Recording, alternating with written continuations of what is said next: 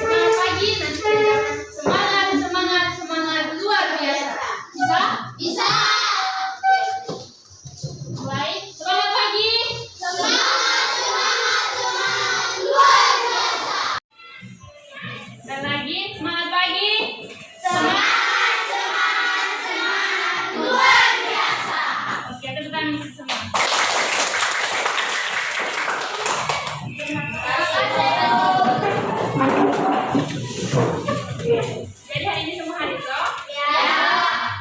Masih semangat untuk menerima pelajaran dari Ibu? Masih. Jadi hari ini kita akan belajar tentang teks prosedur. Kita akan belajar tentang apa? Teks prosedur. Ya.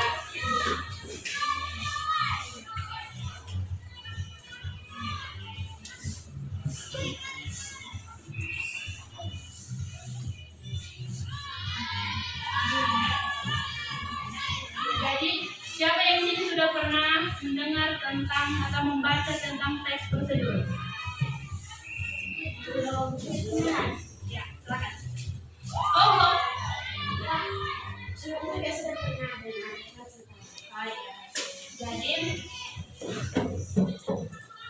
jadi sebelum kita masuk pada teks prosedur ini, di sini ada 4 sub pokok yang akan kita bahas. Yang pertama ada apa? Pengertian. Pertama ada pengertian dari teks prosedur. Yang kedua ada ciri-ciri dan jenis-jenis dari teks prosedur. Yang ketiga ada struktur dari teks prosedur dan yang keempat kaidah kebahasaan yang digunakan dalam menulis teks prosedur. Oke, jadi baik. Yang pertama kita masuk pada pengertian. Nah, pengertian teks prosedur di sini merupakan teks yang berisi rangka-rangka suatu aktivitas atau kegiatan untuk melakukan sesuatu. Nah, teks prosedur ini membuat langkah-langkah di mana seperti soalnya misalnya seperti prosedur kita membuat nasi goreng itu kan pasti terdiri dari banyak sekali langkah-langkah kan? Iya. Betul tidak? Betul. Dan yang berikut, mengapa penting untuk kita mempelajari teks prosedur? Ada yang tahu? Ya, tidak. Oke, jadi kita perlu mempelajari teks prosedur karena kita sebagai manusia ini pasti memerlukan panduan untuk melakukan sesuatu. Misalnya seperti kalau pada saat kita mau membuat nasi goreng, teks prosedur membuat nasi goreng, kita jika tidak tahu resepnya seperti apa, maka kita bisa melihat di buku resep atau mencari di Google. Bisa paham sampai di sini? Bisa. Oke. Yang kedua, kita akan masuk pada jenis teks prosedur. Menurut kalian ada berapa jenis teks prosedur?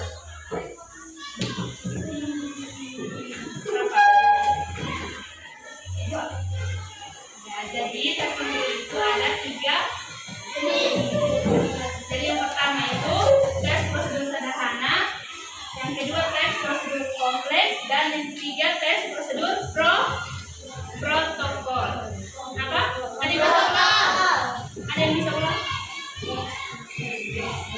Tes prosedur sederhana, tes prosedur kompleks, tes prosedur protokol. Jadi sekarang kita masuk ke pengertiannya. Nah, pertama tes prosedur sederhana. Tes prosedur sederhana ini hanya terisi dari 2 atau 3 langkah saja. Jadi tes prosedur hanya terdiri dari 2 atau 3 langkah. Jadi contohnya seperti apa? Ada yang tahu? Ya. Nah, jadi contohnya seperti cara menyalakan setrika. Nah, cara menyalakan setrika itu kan hanya terdiri dari 3 langkah. Misalnya seperti colokan kabelnya listrik.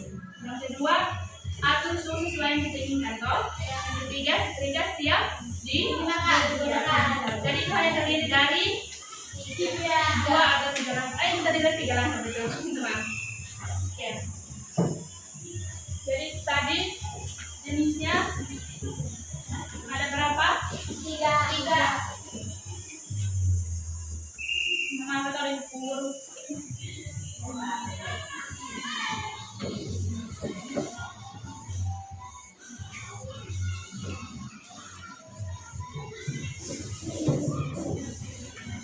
Apa pertama? Prosedur sederhana. Yang kedua, tes prosedur kompleks. Nah.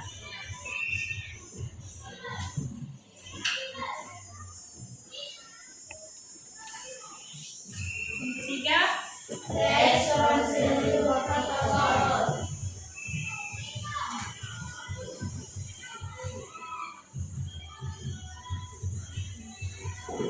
Nah, tadi tes prosedur sederhana ini terdiri dari berapa langkah? 2 atau 3?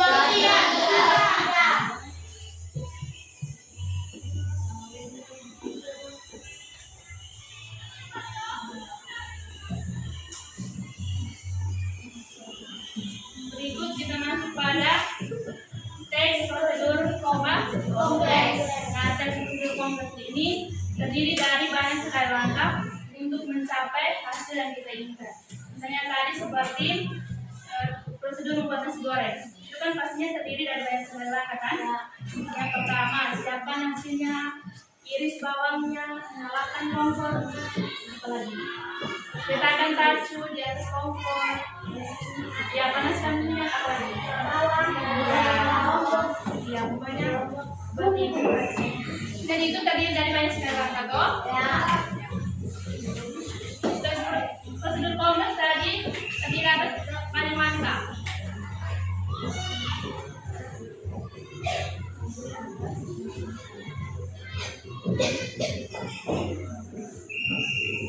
Nah, sampai di sini siapa yang dapat membedakan perbedaan dari tes prosedur sederhana dan tes prosedur kompleks?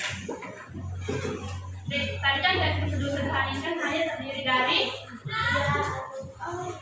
siapa yang bisa membedakan? Tes prosedur sederhana dan tes prosedur kompleks. Iya, perbedaannya seperti apa?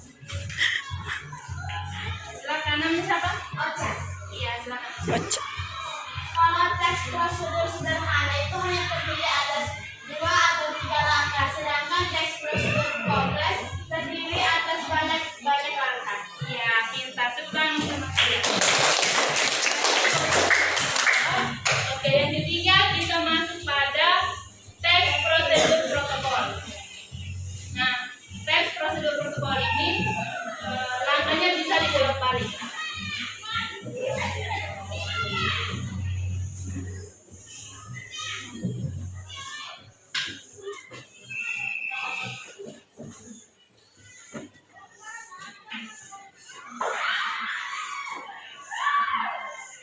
Misalnya seperti prosedur prokes atau prosedur protokol kesehatan. Itu kan misalnya seperti siapa yang tahu?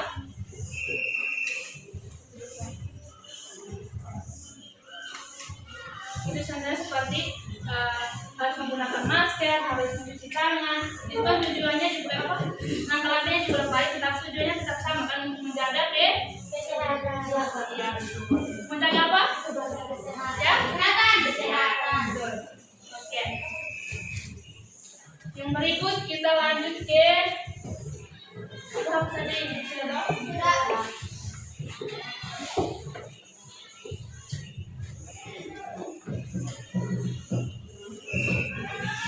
Ciri-ciri teks prosedur.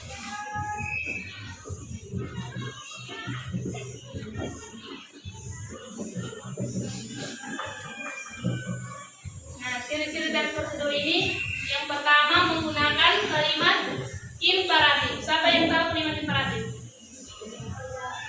Ya, jadi kalimat imperatif itu adalah kalimat perintah. Jadi ciri yang pertama itu menggunakan kalimat perintah.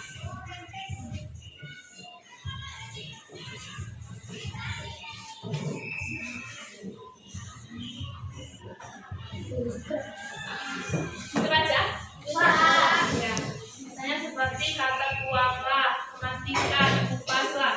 Misalnya tadi tuanglah itu apa? Tuanglah apa? Ya, tuanglah minyak ke dalam tangki. Terus matikan kompor. Apa itu? Kupaslah, yang kedua terdapat panduan yang harus dilakukan. Jadi dalam menulis teks prosedur itu harus terdapat panduan. Misalnya seperti masukkan bumbu, itu kan merupakan panduan. Masukkan bumbu ke dalam nasi. Sebagai berapa? Buat saya. Ya, bisa. Terima kasih. Yang ketiga, menggunakan kata kerja aktif. Jadi kata kerja dalam menulis teks prosedur itu harus menggunakan kata kerja aktif. Misalnya di sini Ibu ambil contoh itu kalimat kita dapat memasukkan adonan saat sudah kalis, bukan adonan dapat dimasukkan saat sudah kalis. Itu kan bukan menggunakan kata kerja aktif. Jadi kata kerja aktifnya itu kita dapat memasukkan adonan saat adonan sudah kalis. Bisa paham sampai di sini? Bisa. Oke, yang kelima menggunakan kata konjungsi. Siapa yang tahu di sini kata konjungsi seperti apa? Konjungsi itu merupakan kata Oke. Kata penghubung ini misalnya seperti kata dan, apalagi lalu, sehingga, kemudian dan selanjutnya. Benar. Yang kelima terdapat aturan dalam hal kegiatan. Jadi pada saat menulis teks prosedur itu harus terdapat aturan. Contohnya seperti kita mau membuat adonan kue. Pastinya itu kita harus menggunakan telur yang sudah telur yang masih mentah, bukan telur yang sudah matang. Ya, betul. Jadi yang keenam, menggunakan kata keterangan waktu menggunakan kata keterangan untuk menyatakan rincian waktu, tempat dan cara. Nah, di sini Ibu ambil contoh misalnya diamkan adonan selama 30 menit. Nah, yang menjadi keterangan waktu sini apa? 30 menit. Ya. Yang berikut kita masuk pada struktur teks prosedur.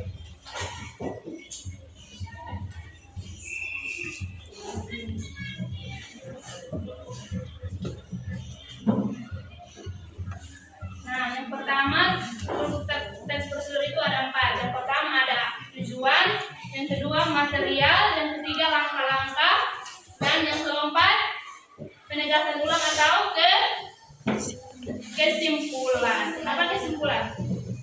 Oke, yang pertama apa? Tujuan, yang kedua material, yang ketiga langkah-langkah, yang keempat tujuan. Kesimpulan. Oke, tidak apa-apa. Kalian pintar-pintar. Tangan kalian dulu. Berisi informasi yang pertama itu tujuan. Nah, tujuan itu berisi informasi hasil akhir yang kita inginkan. Misalnya kita mau membuat nasi goreng, pastinya tujuan yang kita inginkan itu kan kita menginginkan supaya nasi gorengnya itu rasanya enak, nikmat dan lezat, ya kan? Ya. Oke. Yang kedua material. Nah, material di sini itu berisi tentang alat dan bahan. Misalnya tadi seperti prosedur membuat nasi goreng itu kan dibutuhkan alat dan bahan toh. Ya. Dan seperti alat apa? Ada kompor, tatu, sutel. Oke, terus bahannya apa saja? Bawang. Ya, betul.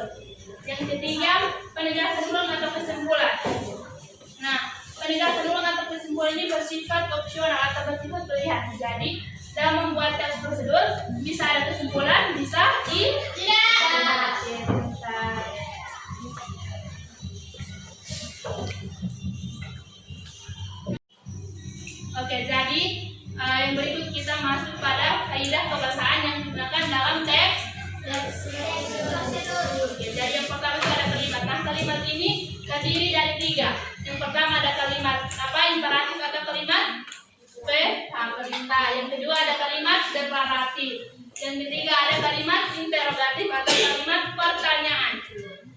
Nah, kalimat imperatif ini kalimat yang mengandung perintah atau yang mengandung perintah diakhiri tanda seru.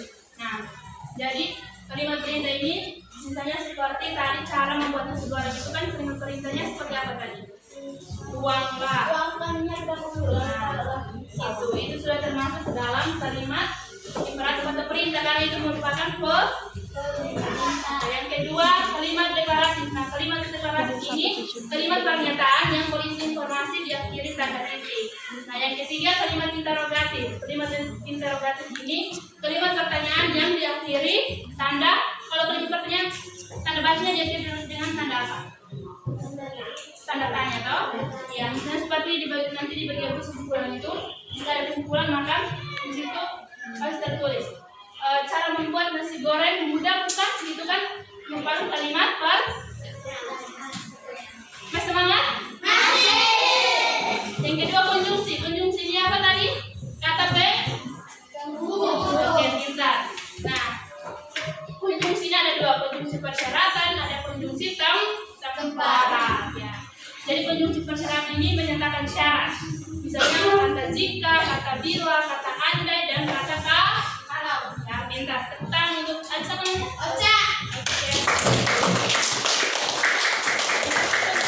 Nah, konjungsi temporal ini menandai urutan waktu. Misalnya kata lalu, kemudian, dan selanjutnya.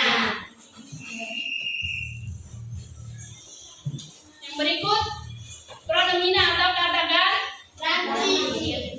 Jadi di sini ada 2 kata ganti untuk menuliskan prosedur, yaitu pronomina petunjuk dan pronomina persona. Nah, pronomina petunjuk ini merupakan kata ganti untuk menggantikan benda, misalnya seperti ini, itu, dan tersebut. Nah, yang kedua pronomina pronomina apa? Persona. Jadi pronomina persona ini kata ganti untuk menggantikan orang. Misalnya kata kamu, kata kita, itu merupakan kata yang termasuk dalam pronomina persona. Yang terakhir, verba atau kata. Verba itu kata apa? Kata kerja. Betul. Tekan dulu. Verba ini ada 2, yaitu verba material dan verba tingkah laku. Nah, verba material ini merupakan kata kerja berlingkuhan yang mengacu pada tindakan atau perbuatan yang dilakukan secara fisik. Misalnya kata membuka, menutup, mengupas, dan memotong. Itu merupakan kata verba material. Misalnya seperti mengupas bawang, memotong bawang, itu merupakan verba. Yang kedua verba tingkah laku. Nah, verba tingkah laku ini merupakan kata kerja yang ditunjukkan lewat ungkapan. Dipahami sebagai kata kerja yang tidak tanpa kata. Nah, sekarang kita masuk pada contoh teks prosedur. Nanti ibu tulis di sini. Dan kalian nanti siapa yang tahu bisa maju untuk menentukan mana material, mana tujuan, kalimat imperatif, yang mana nanti kalian datang menentukan ya.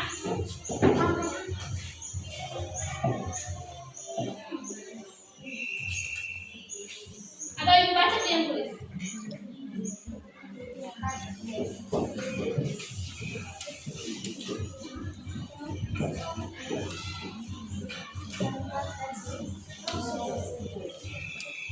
Di sini ibu mengajar cara membuat membuat ini instan. Mie instan ini kan ada mie instan kuah, mie instan kering, dan di sini ibu pakai mie instan kuah. Nah, yang pertama itu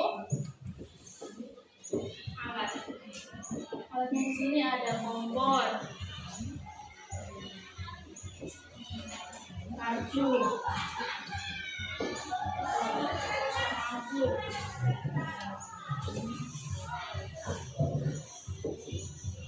sendok,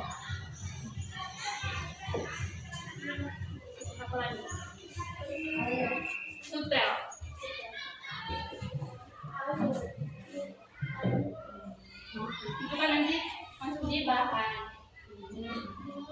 Satu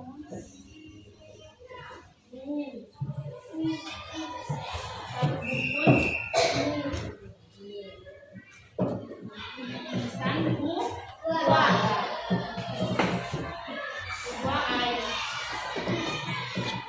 Oke, jadi alat dan bahan ini termasuk apa?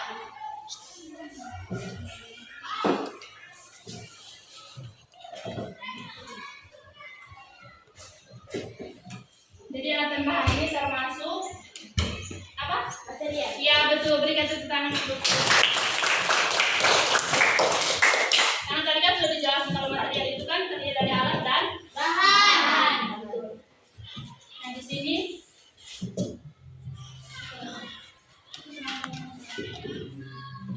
ya, jadi kalian tulis langkah-langkahnya saja. Pertama, melangkah.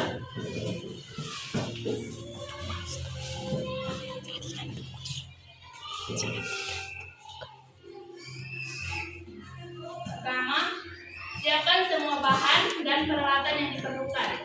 Pertama, siapkan bahan. Tulis angka 1, terus tulis lagi pertama, koma, siapkan bahan dan alat yang diperlukan.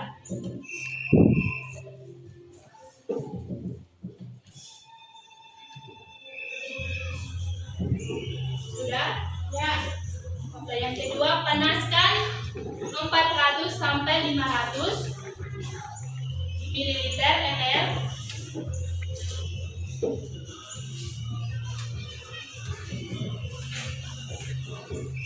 Sudah? Dalam panci hingga mendidih.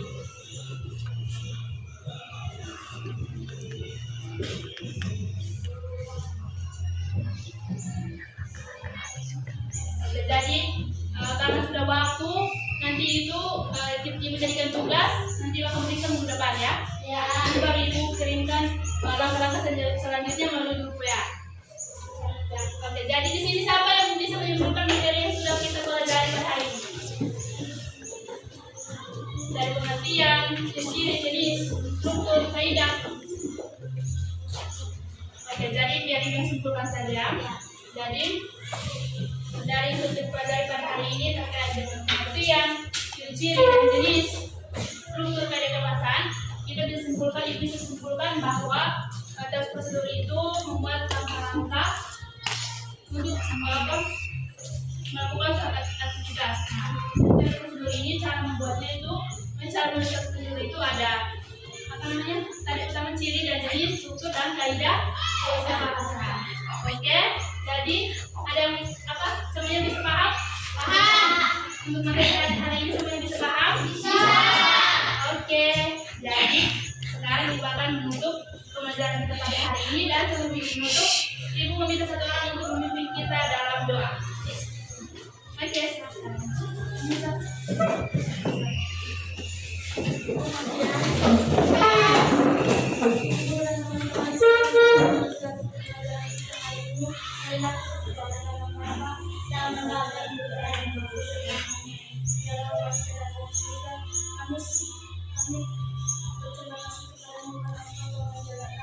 dari awal pembelajaran hingga akhir pembelajaran. Sekarang kami beristirahat, berilah kami agar istirahat yang benar-benar dengan kata-kata kami dan sepanjang masa. Amin. Dalam nama baik, kita mengakhiri pembelajaran pada hari ini.